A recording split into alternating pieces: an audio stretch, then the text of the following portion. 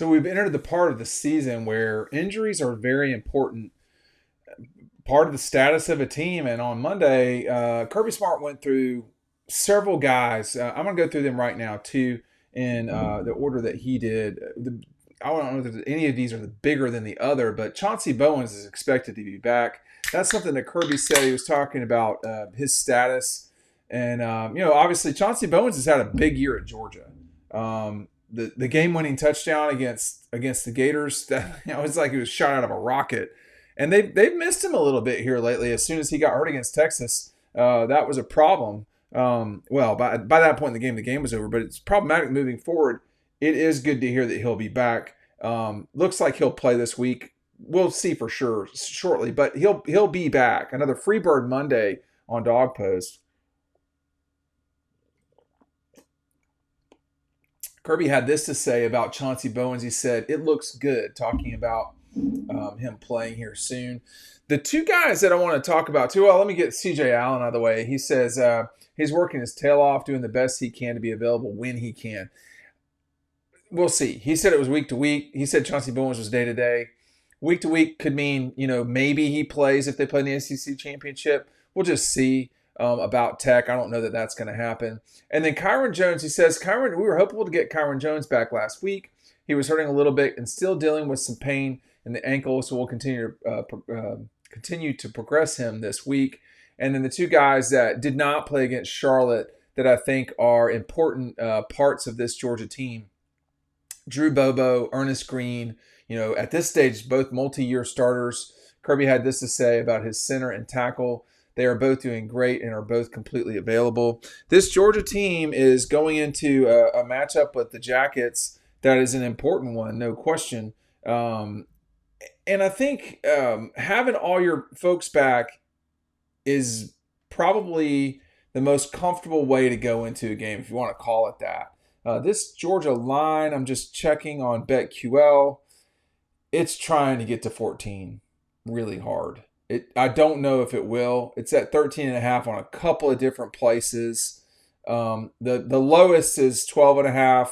It's 13.5 in 3 of the 5. So you could be getting it could touch 14 or it could rocket back down to 12.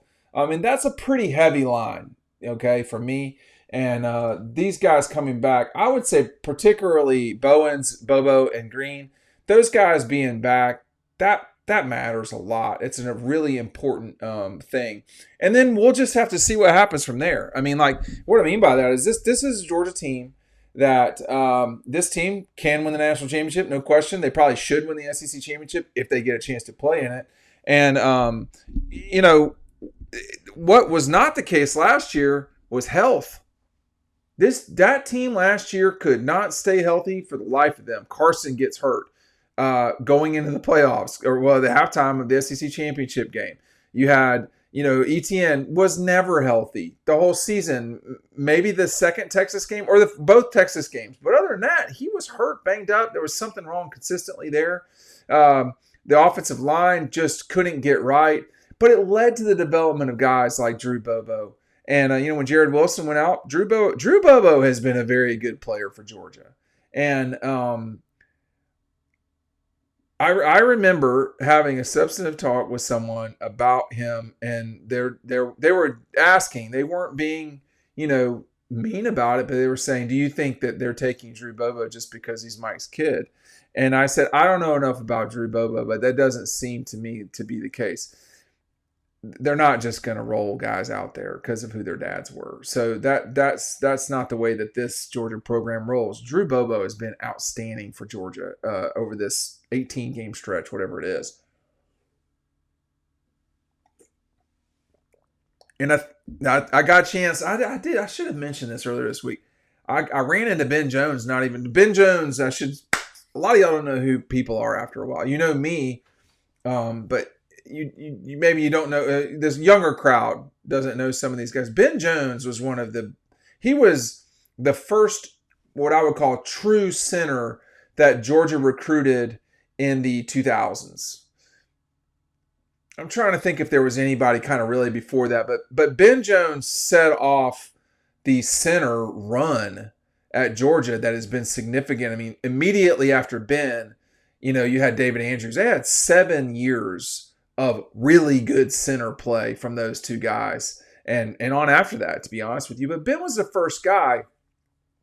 And when you think about Drew Bobo and Jared Wilson, Lamont Galliard, I mean, all those guys, it's hard to play center. I mean, not just the intellectual part of it, but like everybody else on the line is just like going. You got to snap the ball and then go.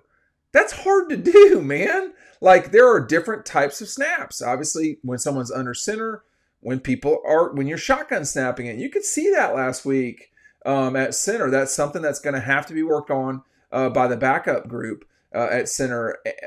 But these guys being back, I would say Chauncey Bowen's coming back. I would not go crazy running him, but they don't. I mean, like Bowen's, there were several games. The luxury of having multiple really good backs is that you can really slam people at times with multiple good backs. I mean, there's been no game that Chauncey Bowens has had the ball more than 15 carries. No game. But think about how impactful he's been when he's had the ball. 2 touchdowns against Austin Peay, the touchdown against Alabama, the touchdown against Auburn, the touchdown, the game winner against the Gators, a 36-yarder. He had a 43-yard run against Alabama. He had 119 yards in that game.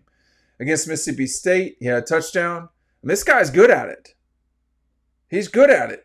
He's had 80. He's averaging 6 yards on receptions this year. He's really good back. And then when you start talking about, well, what about Nate Frazier? Hey, Nate Frazier is better, in my opinion, when Chauncey is around. I mean, what Nate did against Mississippi State was something else. But even Nate, he's only had one game where he's had over 14 carries in a game. And that was the Mississippi game. And he played well in that one. Now, Nate has played a lot better lately than he has at the beginning of the season. Now, it's noticeable. I mean, these last 4 games that Georgia's played, 5 games, it's really rolling for Nate. I mean, 17 for 72 against the Rebels, 12 for 45 against Florida, but Chauncey was slashing them. Then you go to the next game. Guess who's slashing? It's Nate Frazier, 12 for 181, a 59-yard touchdown run. Now, I mean, come on. And then you had the Texas game. He went 16 for 72. Workhorse, I said once over 14. Twice he's been over 14. And then against Charlotte, he ran 12 for 54, 2 touchdowns. The guy's had 5 touchdowns this season. This team has a real capability with this. This team is totally different than last year. This team is totally different than last year. You can see it. You can feel it that it's different. And I'm not talking about taking a turd on Carson. That's not what I'm talking about. I'm talking about this team, this offense, it's different. The offensive line is way better. That is the number one thing that you can tell immediately. Nate Frazier is not, appreciably better than he was a season ago. And I can't say that Chauncey Bowens is a better prospect necessarily than Etienne. He might be. But that duo right there is getting it done because of the play from the offensive line and because people are scared to death of the running quarterback or what Gunnar has done. And Gunnar Stockton's been really good this year. I don't think now that he will go to New York. I think that Diego Pavia's game against Kentucky probably sends him. I think that. And then we're not done yet. We don't know. Stetson got invited to New York after LSU. But Stetson had a huge season before that with the Oregon game, with the South Carolina game. The Tennessee game. Gunnar's not had that opportunity, but Gunnar's made a ton of plays against Auburn, against Florida, against Tennessee, obviously the game winner, what he did against Texas. I mean, Gunnar's been really, really steady this season. His worst game was probably the Austin Peay game, to be honest with you, and it set everybody into a freak-out mode. That's what Georgia fans do, but it's what it is. It's all just working. And I do think, I think when it's time to criticize Mike Bobo, it's time to criticize him. When it's time to the term now is give him his flowers. It's time to do that. I mean, in the last 3 games, Georgia scored at least 35 points. They've scored at least 35 points in 4 of the last 5 games. They scored at least 35 in 5 of the last 7. So there's been very few. They scored over 40 against Marshall, Tennessee, Ole Miss, State. So 4 of their 9 games so far. They played, I misspoke, 4 of their 11 games so far. And they've been in knife fights, with Alabama, I would say with Auburn, and with the Gators. Teams that have physical, big-bodied people. That's who they've been really in fights with. And that's what you should expect moving forward. I do think this team is playing better now. And the return of everyone that you can really get would be a big deal. Now, the question is, as time goes on, you get Taylor back. What is the possibility of Colby Young? I don't know. Taylor, I think, we could see him if – I don't want to overspeak now. The problem is we don't know when Georgia's going to play after the Tech game because it could be immediately, and then it could be 2 weeks after that, or it could be the Tech game, and that's it. Or it could be one of those things. We don't know. But I think Taylor playing before New Year's is not that big of a reach. He was going through warm-ups against Charlotte, if I'm not mistaken. Colby Young is the one that I think is a longer prognosis, a longer driveway to get to land, longer flight to get to land, whatever those things are called. That'll be trickier. But I think this Georgia team's looking great so far. They're not banged up. They look smooth. I think there's a lot to look forward to as we go forward to the end of this season. Thanks for watching.